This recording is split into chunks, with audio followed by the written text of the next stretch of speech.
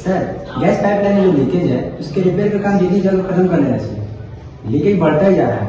किसी तरह से टेम्पररी अरेंजमेंट का काम चल रहा है। अगर कंप्लीट रिपेयर नहीं हुआ तो बहुत बड़ी दुर्घटना हो सकती है।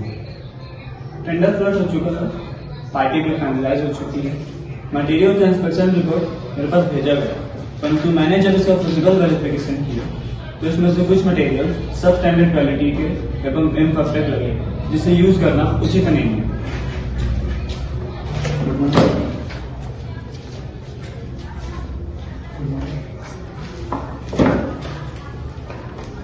क्यों रवि, क्या पोजीशन है गैस पाइपलाइन में? सर, अभी तक तो रिपेयरिंग शुरू नहीं हो पाया है। अभी मैं सर से यही डिस्कस कर रहा था। क्यों जितन, सब कुछ हो चुका है, मटेरियल्स आ चुके हैं, कॉन्ट्रैक्टर फाइनलाइज है, फिर देर क्यों हो रही? सर, मैंने मटेरियल्स देखा, परंतु इनका जब फिजिकल वेरिफिकेशन हुआ तो ये सब स्टैंडर्ड क्वालिटी का लगे, जो किसी भी हालत में यूज नहीं किया जा सकता। लेकिन मटेरियल्स तो इंस्पेक्शन के बाद यहाँ पहुंचे हैं। वह सही है, परंतु इंस्पेक्टिंग अथॉरिटीज ने यूजर्स को दिखाया नहीं, यूज हमें करनी है। सुनो, मैंने सब कुछ ओके किया, फिर तुम्हें क्या परेशानी? जिम्मेवारी मेरी है, मैं हेड, तुम नहीं। सर, मैं जानबूझकर ऐसा नहीं कर सकता। सर, आप जानते हैं सर कि कितनी सेंसिटिव काम है, जरा सी कोताही बहुत बड़ी दुर्घटना का कारण बन सकती है। सुनो, जब मेरा ऑर्डर है तो काम शुरू करें। सॉरी सर, मैं ऐसा नहीं कर सकता।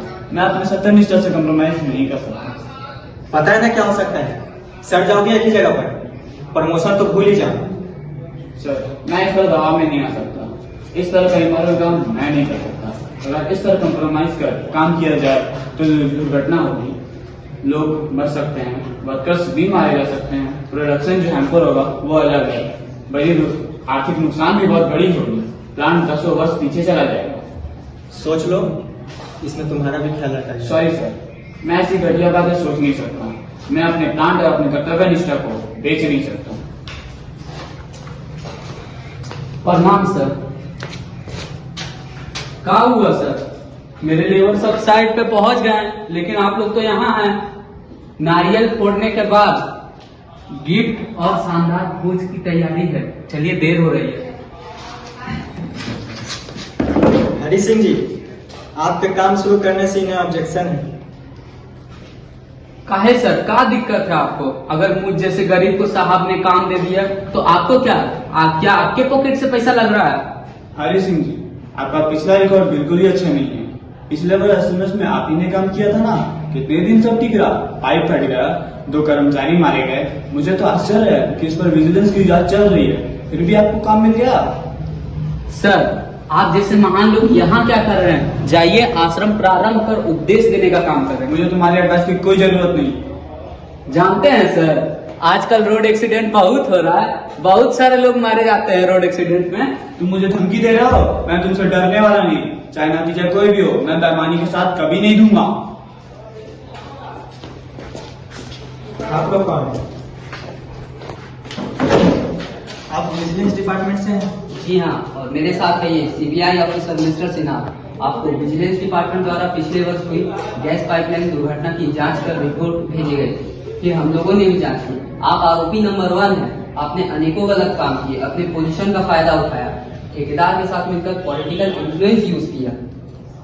मैंने कुछ गलत नहीं किया है। 1 वर्ष जांच चली है, आप क्या सोचते हैं विजिलेंस डिपार्टमेंट पहले सोए रहते हैं? उनकी नजर प्लांट के एक एक्टिविटी पर रहती है। यहाँ की विजिलेंस डिपार्टमेंट ने आपके खिलाफ सारे सबूत भेजे हैं। आपने अपने कर्तव्य की जगह पैसे को महत्व दिया, सब स्टैंडर्ड क्वालिटी का माल मंगाया, घटिया ठेकेदार को काम दिया। इसका रिजल्ट इतनी बड़ी दुर्घटना हुई, 2 लोग मारे गए। और हाँ, सामान खरीदने वाले, इंस्पेक्शन करने वाले डिपार्टमेंट के लोगों के नाम भी वारंट है। फिलहाल आप सीबीआई कस्टडी में हैं। मैं तो बर्बाद हो गया, मेरी सारी इज्जत चली गई, मेरी बेटी की शादी टूट जाएगी। आप बेशर्म आदमी हैं। आपकी सैलरी 3 लाख रुपए है, फिर भी नाजायज पैसा आपको चाहिए। और ठेकेदार साहब, आप भी चलिए, बाहर पुलिस आपका इंतजार कर रही है। मैंने आपकी बातों को सुना, मैं आपके विचारों से बहुत प्रभावित हूँ। आप जैसे सत्य एवं कर्तव्यनिष्ठ व्यक्ति की ही देश को जरूरत है। हम सत्यनिष्ठ एवं कर्तव्यनिष्ठ होकर इस देश को प्रगति के पथ पर निरंतर ले जा सकते हैं। अगर हम सजग रहें तो देश की आर्थिक स्थिति बर्बाद करने वाले बेईमानों से देश को बचा सकते हैं। आइए हम सब प्रतिज्ञा करें। सत्यनिष्ठा अपनाएंगे, देश महान बनाएंगे।